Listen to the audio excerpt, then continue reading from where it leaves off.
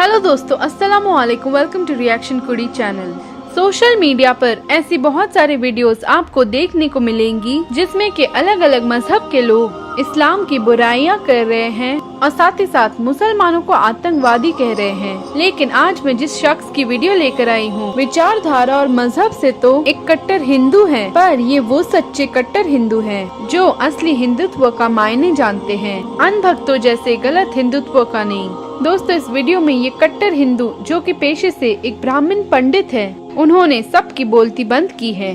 जो भी मुसलमानों के ऊपर उंगली उठाते हैं और इस्लाम को बुरा भला कहते हैं, ये इतनी जबरदस्त वीडियो है कि जैसे ये वीडियो सोशल मीडिया पर अपलोड हुई, तमाम आरएसएस और अनभक्तों के घर में तहलका मच गया। बहुत ज्यादा जरूरी है इस वीडियो को आखिर तक देखें और सारे अनभक्तों की बोलती बंद करने के लिए इसे ज्यादा से ज्यादा शेयर करें। नमस्कार, आदाब मेरे भाइयों। ये पाकिस्तान के मौलवी आसिफ अशरफ जलाली ने जो बेहुदा बेतुका बयान देकर हजरत फातिमा ज़हरा सलामुल्लाह अलैहा की शान में गुस्ताखी की है, बीबी ज़हरा जिन्होंने इस्लाम को खून पसीने से सींचा बड़ा किया है, जो हक पर कायम रही, उनको गैर मासूमीन बताकर उस बेगैरत आसिफ जलाली ने इस्लाम की बुनियाद पर हमला किया है।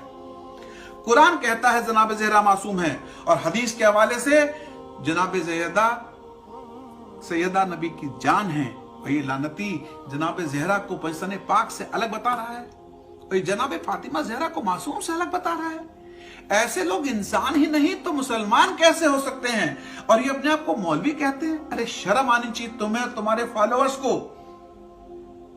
जो जनाब ज़हरा के बारे में गलत कह सकता है, वो सीधे तौर पर रसूल खुदा को गलत कह रहा है, वो हज़रत अली को गलत कह रहा है, जिसके एहतराम में खुद नबी खड़े हो जाया करते थे। उन्हें ये 2 रकत का मौलवी झूठा और खतावार बता रहा है। यही वो लोग हैं जो यजीद बिन माविया के मानने वाले हैं और बनी उमैया के टुकड़ों पर पलने वाले हैं। आयत ततहीर मासूमा की शान में नाजिल हुई है और इसके लिए किसी मुल्ला मौलवी खलफिशारी की दलील की जरूरत नहीं है। इस गंदे जहन वाले आदमी ने जो पक्का तौर पर यजीदी हस्ते अहले बैत की शान में गुस्ताखी करके मेरे जैसे शांति पसंद व्यक्ति के दिल को ठेस पहुंचाई है, हर एक अमन पसंद आदमी को ठेस पहुंचाई है।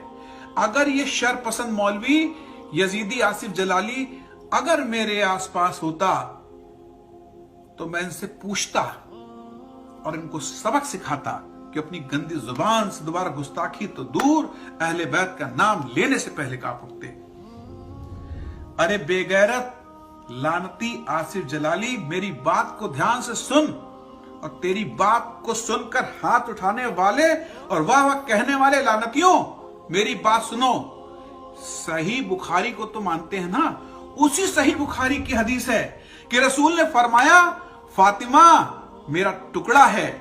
जिसने फातिमा को अजियत पहुंचाई उसने मुझे अजियत पहुंचाई, जिसने रसूल को अजियत पहुंचाई उसने अल्लाह को अजियत पहुंचाई। हजरत रसूल ने फरमाया कि पूरी दुनिया की औरतों में सबसे बड़ा मर्तबा बीबी फातिमा ज़हरा सलामुल्लाह अलैहा का है। खलीफा अबू बकीर ने एक हदीस का हवाला दिया था कि रसूल नबी ने यह कहा कि नबियों का कोई वारिस नहीं होता, जो भी नबी है वो आम जनता का है, यानी सभी मुसलमानों का है। यह हदीस उन्होंने सुनाई, पर यहां एक बात आती है कि इस हदीस का अबू बकर के अलावा और कोई रावी ही नहीं। अरे मैं कहता हूं कि अगर इस तरह की कोई हदीस होती तो रसूल अपनी बेटी जनाब ज़हरा को जरूर सुनाते। जनाब ज़हरा की गवाही को झुटला दिया। हजरत अली अलैहिस्सलाम, जिसके पास सही न्याय के लिए खुद अबू बकर अबू उस्मान जाते थे, उनकी गवाही को झूठा करार दिया। और एक बात कहना चाहता हूं दोस्तों, अगर बाग नबी की बेटी का नहीं था, जनाब ज़हरा को झूठा ठहराने वालों, ये बताओ, मैं तवज्जो चाहूंगा कि अगर बाग नबी की बेटी का नहीं था तो जनाब ज़हरा को झूठा ठहराने वालों बताओ कि अगर बाग जनाब ज़हरा का नहीं था तो जनाब फातिमा से बाग वापस ले लिया गया, तो रसूल के बाद जो नबी रसूल की बीवियां थी और अपने घरों में रह रही थी, उनका घर क्यों नहीं वापस मांगा गया? जनाब आयशा का घर क्यों नहीं वापस मांग लिया? वहां जाकर के हदीस क्यों नहीं सुनाई? जनाब ज़हरा को खता पर कहना ऐसी हमका कोई मुसलमान तो नहीं करेगा। ऐसी गुस्ताखी कोई हिंदू भी नहीं करेगा, ऐसी गुस्ताखी कोई अमन पसंद नहीं करेगा। हम हिंदुओं में नारी को पूजा जाता है, नारी शक्ति का रूप है। ये हिम्मत सिर्फ यजीद वाला ही कर सकता है।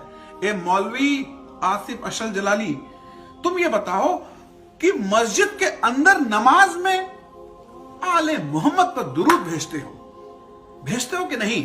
और फिर मस्जिद के बाहर आकर नबी रसूल को गलत साबित करने की हिम्मत करते हो। यह बहुत ही अफसोस की बात है कि इन जैसे खबीस लानतियों को सुनने वाले भी हैं और इनकी बात मानने वाले भी। ये धर्म के नाम पर बदनुमा दाग है और धब्बा है।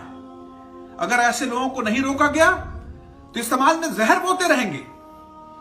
इनका उद्देश्य सिर्फ आपस में लड़ाना है और समाज के टुकड़े टुकड़े करना है। लानत है उन सभी पर जो इस आसिफ जलाली की हिमायती हैं।